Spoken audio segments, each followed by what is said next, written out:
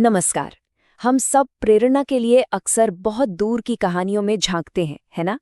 लेकिन कभी-कभी सबसे बड़ी और सच्ची प्रेरणा की कहानी हमारे बहुत पास होती है, हमारे अपने ही बीच। आज हम ऐसी ही एक कहानी को परत दर परत खोलेंगे। सोचने वाली बात है, क्या ऐसा हो सकता है कि कोई हीरो, कोई हमारा आदर्श कहीं बाहर से ना आए, बल्कि हमारी ही आसपास से, हमारी ही जैसी परिस्थितियों से निकल कर आए? यही सवाल आज की हमारी कहानी के केंद्र में है। और ये कहानी है आदित्य सर की। ये तस्वीर देखिए। ये कोई बड़े शहर का फैंसी क्लासरूम नहीं है। ये एक जानी पहचानी सी जगह है और इसमें एक जाना पहचाना चेहरा है जिनकी कहानी हम सबके लिए प्रेरणा का एक बहुत बड़ा स्रोत है। तो चलिए इस कहानी की असलियत को देखते हैं। थोड़ा समय में पीछे चलते हैं और देखते हैं उनके अकादमिक सफर के पक्के सबूत। क्योंकि आप जानते हैं, बातें नहीं, सबूत ही कहानी को असली बनाते हैं। साल था 2004 और जगह गायत्री शक्तिपीठ हाई स्कूल, जोबट। हाँ, शायद ये नाम आप में से कई लोगों को जाना पहचाना लगे। यहीं से, इसी जगह से इस सफर की नींव रखी गई थी। और ये देखिए पहला पक्का सबूत, उनकी 10वीं क्लास की ओरिजिनल मार्कशीट। नंबर्स पर गौर कीजिए, 500 में से 332 और नतीजा फर्स्ट डिवीजन।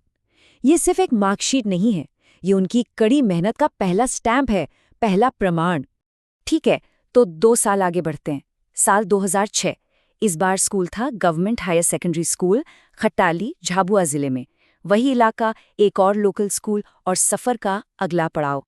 और एक बार फिर रिकॉर्ड्स वही कहानी दोहराते हैं, एक और फर्स्ट डिवीजन। देखिए, ये साबित करता है कि वो पहली सफलता कोई तुक्का नहीं थी, एक कंसिस्टेंसी थी, एक पैटर्न था। तो इस सब का मतलब क्या है? सबसे जरूरी बात यह है कि ये कहानी किसी बड़े शहर या दूर देश की नहीं है। ये हमारे अपने ही स्कूलों से, हमारे अपने ही बीच से निकली है। गुरुजी कहीं और से नहीं, यहीं से निकले हुए एक फर्स्ट डिवीजन टॉपर हैं। लेकिन कहानी यहाँ खत्म नहीं होती। एक अच्छा अतीत होने का मतलब ये नहीं कि रास्ता हमेशा आसान हो। सफलता के बाद भी चुनौतियां आती हैं। और अब जो हिस्सा है कहानी का, वो है एक योद्धा की वापसी का। अब ये योद्धा की वापसी क्या है? इसका मतलब ये नहीं है कि उन्होंने जीरो से शुरू किया, बिल्कुल नहीं। इसका मतलब है अपने पुराने अनुभव की ताकत से एक नए जोश और नए मकसद के साथ खुद को रीलॉन्च करना। ये एक कमबैक है, नई शुरुआत नहीं। और इस सफर में ऑनलाइन टीचिंग में वापसी से ठीक पहले 3 साल का एक गैप भी था। ये एक रुकने का दौर था, शायद खुद को समझने का, चुनौतियों से लड़ने का, जिसके बाद एक बिल्कुल नई एनर्जी के साथ वापसी हुई। ये तस्वीर देखिए, जैसे भगवान नरसिंह खंबे को चीर के पूरी शक्ति के साथ प्रकट हुए थे। ये इमेज बिल्कुल वही संदेश देती है, पुरानी मुश्किलों को तोड़कर एक नई ताकत के साथ उभरना। तो चलिए अब देखते हैं कि इन सारे अनुभवों ने, इस पूरे सफर ने उनकी असली मकसद को कैसे बनाया। लोगों को सिखाना और उन्हें प्रेरित करना। क्योंकि एक सच्चा गुरु अनुभव की आग में तप कर ही बनता है। और ये बहुत ही पर्सनल है। ये उन्हीं की हैंडराइटिंग है। लिखा है, जरूरी आपका उद्देश्य पर काम करना है, न कि लक्ष्य के बारे में सोचना। मतलब प्रोसेस पर फोकस करो, रिजल्ट पर नहीं। यही उनकी फिलॉसफी का कोर है। और फिर उन्हें ये मैसेज मिला, जिसे हम कह सकते हैं द फाइनल वर्डिक्ट। आदित्य, आप बिल्कुल सही रास्ते पर हैं।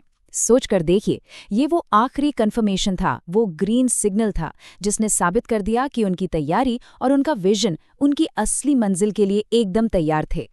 इस मैसेज ने कुछ चीजें बिल्कुल साफ कर दी कि विजन क्लियर है, इरादा मजबूत है, तैयारी पूरी हो चुकी है और अब वक्त आ गया है अपने ज्ञान को बांटने का।